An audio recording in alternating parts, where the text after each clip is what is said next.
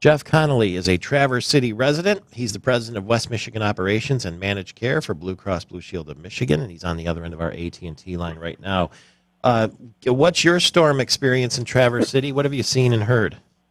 Good morning, Michael Patrick. How are you? I'm worried about everybody where we're heard on WJNL. Well, I would say, and I've lived up here most of my life, worst storm that I've ever seen, but it is, and where we live was right in the eye of the storm. You're right, trees uprooted, just damaged beyond comprehension. You know, thankfully, it looks like there's no fatalities and minimal injuries. We hope that continues, but it's going to take us a while to dig out from this one, that's for sure. Where were you when it happened? We were in our basement, and it actually came very, very quickly, and it only lasted 12 to 15 minutes. And Wow. It went from 20 miles an hour wind to over 90. And I have over, personally, 40 to 50 trees just on my property that are uprooted, snapped in half. So lots of damage. Came quick and left a huge path in its wake. How about your boat and that kind of thing? Any damage there? No, thankfully that survived because it came so quickly. But you're right, there was a lot of docks. And literally I saw a dock yesterday that was up on the road that flew over the road. Ooh. So lots of damage. Roads are impassable. And Glen Arbor, I think, got the worst of it from what we've seen. So, but thankfully everybody's pulling together, and it looks like in 3 or 4 days we should have power back, and probably take several months for us to dig out from this, as I mentioned. Wow, right in the middle of the tourism season, too. Did you lose power at the Blue Cross offices downtown? We did briefly. My understanding it's back on now. We had a little bit of damage to the building, but it's, downtown proper seems to have its power back, but as you head further east, like the resort, it's kind of hit and miss. But they've got a lot of crews from Ohio and Kentucky and Indiana that have come up here, so there's a lot of electrical trucks and workers. So we should be back up fairly soon is what they're telling us. My gosh, all the milkshakes are going to melt at Don's Drive-In. That's exactly right. What are we going to do about that? And that's okay because it's Kids Eat Right Month, and probably a big old chocolate shake isn't on the list.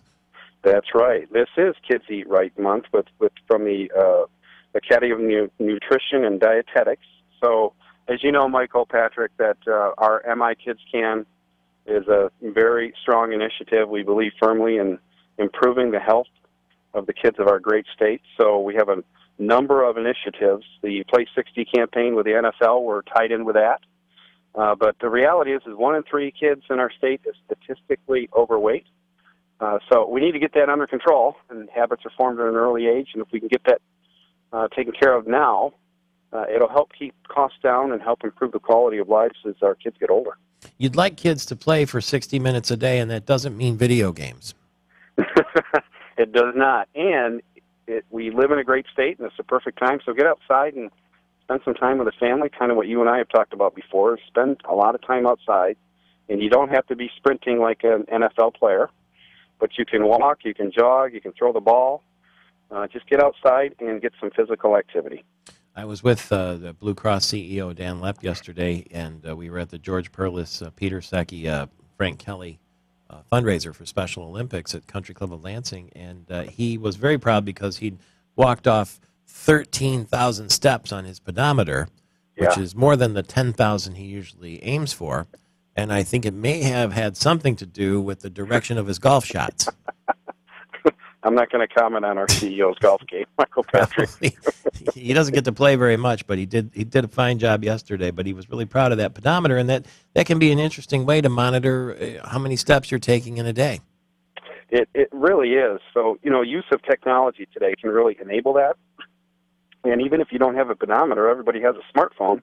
You can download apps that effectively do the same thing. Oh, is that right? And 10,000 steps is more than 2.5 miles-ish. Maybe 3 miles. Mm-hmm. That's great activity. And if you can get more than that, then you're far better off for it.